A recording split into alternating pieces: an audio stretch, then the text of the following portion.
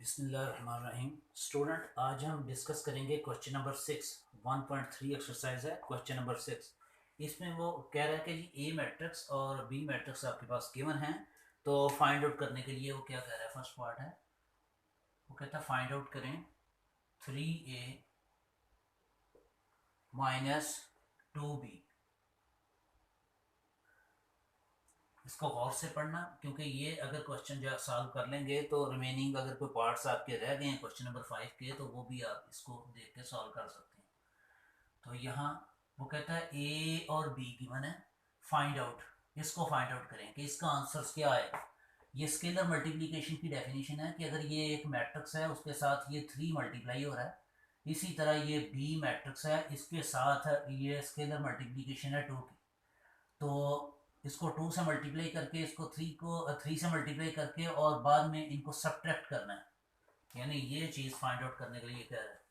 तो यहाँ लिखेंगे 3। ए मैट्रिक्स है तो ए के एलिमेंट्स लिखें यहाँ, इजी, कोई इसमें परेशानी नहीं। कौन सा साइन है, माइनस का लगाएं। ये 2 है, उसके बाद बी यानी बी के एलिमेंट्स लिखते हैं।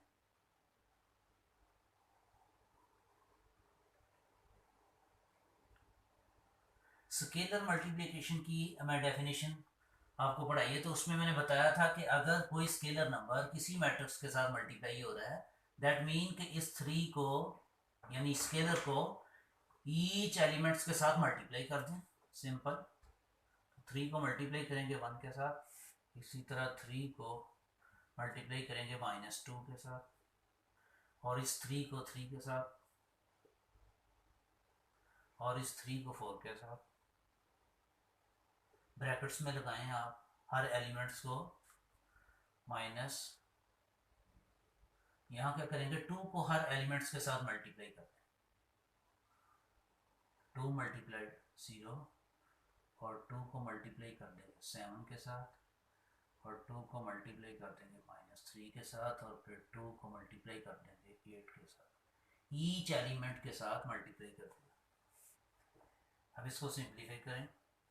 3 1 जार 3, 3 को 2 से मल्टीप्लाई करें 6 आएगा, लेकिन नेगेटिव का, क्योंकि +3 और -2 आंसर्स माइनस में। 3 को 3 से मल्टीप्लाई करें 9, और 3 को 4 से मल्टीप्लाई करें, आंसर्स आ जाएगा जी 12। इसको भी सिंप्लीफाई कर लें। 2 को जो 0 से मल्टीप्लाई करेंगे 0, और 2 को 7 से मल्टीप्लाई करें तो 14, -3 और +2 -6 मल्टीप्लाई करने के बाद, और यहाँ 16 आ गया। अब वो कहता है ये 2 मैट्रिसेस हैं, दरमियान में सब्ट्रैक्शन है, इनको सब्ट्रैक्ट कर दें। कोरस्पॉन्डिंग एलिमेंट्स आपस में सब्ट्रैक्ट हो जाएंगे, यानी 3 -0, और 6 में से क्या माइनस करेंगे, -6, और -14, -6 -14, और उसके बाद आ गया जी 9 -6। यहाँ मैंने ब्रैकेट इसलिए लगाई क्योंकि ये माइनस उसी तरह, और ये -6, इसने सिंप्लीफाई होना है। तो यहाँ आ जाएगा 12 -16।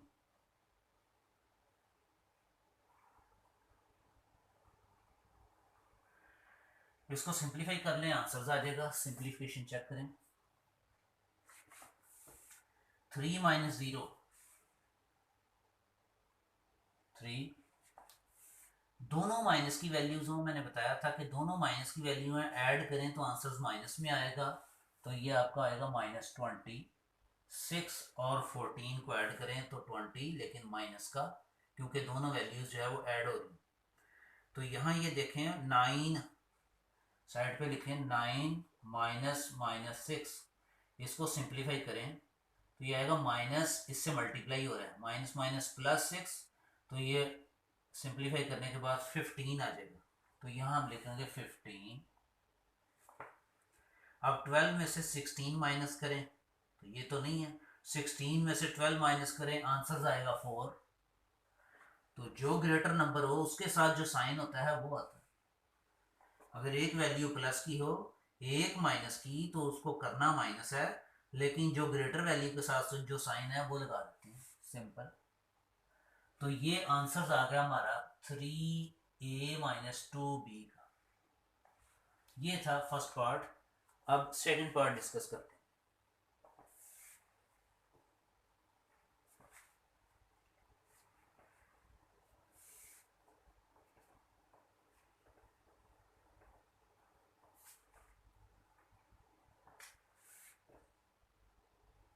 सेकंड पार्ट में वो कहता है 2a transpose minus 3b transpose.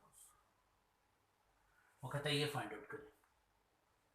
जैसे ए एक मैट्रिक्स है तो ए का ट्रांसपोज लें तो वो भी एक मैट्रिक्स होगा। इसी तरह बी एक मैट्रिक्स है तो उसका ट्रांसपोज लें तो वो भी एक मैट्रिक्स होगा। तो स्केलर मल्टीप्लिकेशन उसी तरह ही होगी कि 2 को ए ट्रांसपोज के एलिमेंट्स के साथ, हर एलिमेंट्स के साथ मल्टीप्लाई कर देंगे। इसी तरह 3 को भी बी ट्रांसपोज लेने के बाद जो मैट्रिक्स आएगा उसको हर एलिमेंट्स के साथ मल्टीप्लाई कर देंगे 3 के साथ। तो यूं ये सिंप्लीफिकेशन हो जाएगा। आप जस्ट इक्वल लिखें जी 2, उसके बाद ये आपके पास है ए, तो ए के एलिमेंट्स लिखें 1, 3, -2 और 4। ए के ऊपर क्या है? ट्रांसपोज। अभी हमने ट्रांसपोज नहीं लिया, ऊपर टी लिख दिया। उसके बाद -3, यह है बी। बी के एलिमेंट्स लिखें 7 और 8। बी के ऊपर है टी। T mean transpose. तो किसी भी मैट्रिक्स का ट्रांसपोज कैसे लेते हैं, ये हम ट्रांसपोज डेफिनेशन को डिस्कस कर चुकी हैं कि किसी भी मैट्रिक्स की रोज को कॉलम में बदल दें तो बदलने के बाद जो मैट्रिक्स आएगा वो ट्रांसपोज कहलाएगा। या कॉलम को रोज में बदल दें, ये आपकी चॉइस पे है कि कॉलम को रोज में बदलते हैं या रोज को कॉलम में बदलते हैं। तो ये इसकी फर्स्ट रो जो है वो आपके पास है 1 और -2, फर्स्ट रो के एलिमेंट्स हैं। इसको मैं कॉलम में चेंज करने लगा हूँ 1 और -2। ये क्यों चेंज करने लगा हूँ? ताकि मैंने ट्रांसपोज लेना। अब सेकंड रो के एलिमेंट्स आपके सामने हैं 3 और 4। इसको भी मैं कॉलम में लिख दिया मैंने। तो क्योंकि मैंने इस मैट्रिक्स की रोज को कॉलम में चेंज कर दिया तो ये टी जो है वो एलिमिनेट हो जाएगा, यानी हमने ट्रांसपोज फाइंड आउट कर दिया।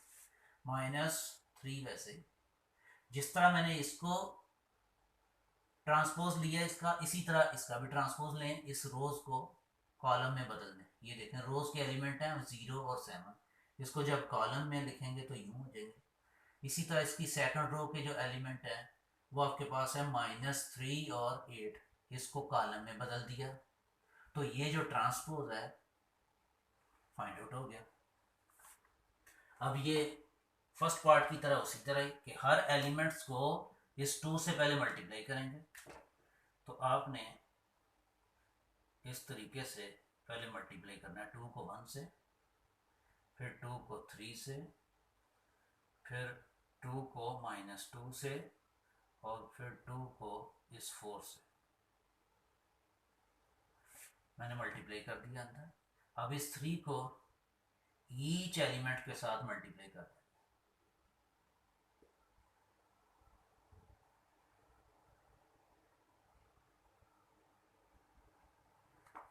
तो आपको टेबल आने चाहिए।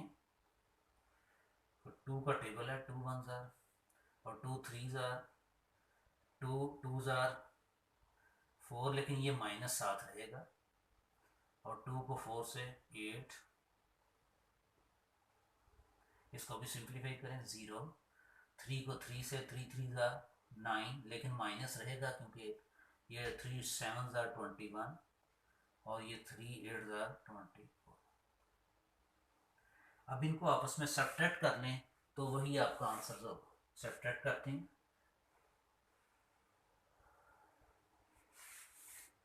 2 के करस्पॉन्डिंग एलिमेंट्स कौन सा है? 0। इन दोनों को आपस में सब्ट्रैक्ट करेंगे 2 - 0, 6 -9। देखें 6 -9 करें तो इसको सिंप्लीफाई करें तो ये आ जाएगा 6 माइनस माइनस जो है वो प्लस हो जाता है। तो ये यहाँ आप डायरेक्ट लिख दें कि 6 + 9। ये माइनस और ये माइनस आपस में जब मल्टीप्लाई होंगे तो ये प्लस हो जाएगा। उस तरह -4 -21, -4 के करस्पॉन्डिंग एलिमेंट जो है वो है 21, यानी इन दोनों को सब्ट्रैक्ट करेंगे। इसी तरह 8 के करस्पॉन्डिंग एलिमेंट जो है वो 24, तो 8 -24, इसको सिंप्लीफाई करें आपका आंसर आ गया। ये आ गया जी 2 -0 मीन 2, इन दोनों को ऐड कर लें 15, और ये दोनों ही माइनस के हैं, दो नंबर्स माइनस के हों ऐड करें तो आंसर माइनस में आएगा। ऐड कर लें वैसे ही सिंप्लीफाई, 21 और 4 को ऐड करें 25 आएगा, लेकिन आंसर जो है वो माइनस में लिखेंगे। बोथ है नेगेटिव साइंस। और ये 8 में से 24 तो नहीं माइनस हो सकता, तो हम 24 में से जब 8 माइनस करेंगे तो 16 आएगा। लेकिन मैंने रिपीट किया कि पहले भी कि जो ग्रेटर नंबर होता है उसके साथ जो साइन है वो लगाते हैं, तो ये -16, ये पहचान है इसकी। जैसे आपकी पॉकेट में 8 रुपीज़ हैं तो आप 24 तो नहीं खर्च कर सकते, तो इसलिए आपको 16 रुपीज़ जो है वो कर्ज लेना पड़ेगा 24 खर्च करने के लिए। तो लिहाजा 24 में से जब 8 निकालेंगे तो 16 आएगा, लेकिन माइनस का क्यों? क्योंकि 24 ग्रेटर नंबर है, उसके साथ जो साइन होगा वही आएगा। ये लास्ट टाइम मैं बताया था कि ये देखें कि 8 प्लस का है और -24, तो इन अगर एक वैल्यू प्लस की हो एक माइनस की हो तो होगा माइनस, लेकिन जो ग्रेटर नंबर है उसके साथ जो साइन होगा वो आता है। So easy. तो ये था आपका आंसर सेकंड पार्ट्स का, 2A transpose -3B transpose. Next question number जो है वो 7।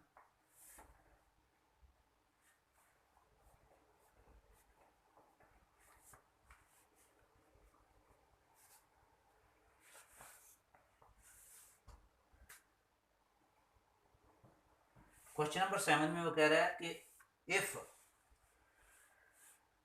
ये अकनियन दे रहा है कि 2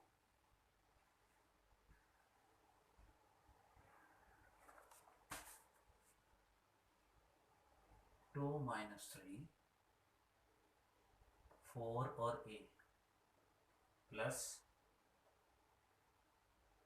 1 8 B -4 इक्वल 7 18 और 10 और 1। कह रहा है जी फाइंड अननाउंस A एंड B। ए और बी जो अननाउन है इसको फाइंड आउट करें। So easy. ये एक मैट्रिक्स है, उसके साथ ये एक नंबर है स्केलर, पहले इसको इससे मल्टीप्लाई करेंगे। ये एक मैट्रिक्स है, ये एक स्केलर है, उसको इस स्केलर को भी इससे मल्टीप्लाई करेंगे। ये साइन है इक्वल का, इनको ऐड कर लें तो वो कहता है ये इक्वल है इस मैट्रिक्स के। वो खुद कह रहा है कि इफ, कि अगर ये चीज इक्वल हो इसके तो अननाउन फाइंड आउट करें ए और बी की वैल्यूज फाइंड आउट करें, यानी ए की क्या वैल्यू यहां रखें और बी की वैल्यू क्या रखें कि बाद में इनको सिंप्लीफाई करें तो दोनों इक्वल आ जाए। तो हम इसको सॉल्व करेंगे। पहले ये स्केलर को ईच एलिमेंट से मल्टीप्लाई कर देते हैं। तो 2 को 2 से मल्टीप्लाई करें 4 आ गया, इस 2 को 4 से मल्टीप्लाई करें 8, इस 2 को 3 से मल्टीप्लाई करें -3 से -6, और इस 2 को a से मल्टीप्लाई करें तो 2a आ गया। यानी इस स्केलर को मैंने ईच एलिमेंट से मल्टीप्लाई कर दिया। इसी तरह सिमिलरली 3 को मल्टीप्लाई करेंगे, 3 1 3, अब 3 को ये b से मल्टीप्लाई करें 3b आ जाएगा, और ये 3 को 8 से मल्टीप्लाई करें 24, इस 3 को -4 से मल्टीप्लाई करें तो -12।